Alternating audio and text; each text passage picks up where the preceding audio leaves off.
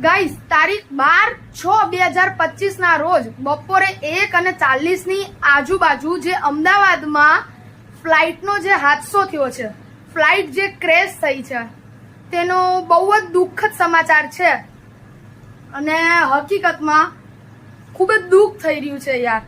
એ ફ્લાઇટમાં કરીબન જે flight crash થઈ છે, અમદાવાદ ઇન્ટરનેશનલ એરપોર્ટ ઉપરથી લંડન જવા રવાના થઈ રહી હતી એ ફ્લાઇટ, એની અંદર 242 કરતા પણ વધુ પેસેન્જર્સ હતા, મુસાફરો હતા. એમાંથી 100 જેટલા મુસાફરો મૃત્યુ પામ્યા છે અને આ આંકડો આગળ ના વધે એવી ભગવાનને પ્રાર્થના કરી આપણે બધા ભેગા થઈને. અને જે કોઈ પણ ઈજાગ્રસ્ત થયા છે, ઘાયલ થયા છે, તરત ને તરત જલ્દીથી જલ્દી જેમ બને એમ જલ્દી સાજા થઈ જાય એવી ભગવાનને પ્રાર્થના. અને એવું કહેવામાં આવે છે કે તે ફ્લાઇટના હાદસામાં વિજય રૂપાણી પણ લંડન જઈ રહ્યા હતા.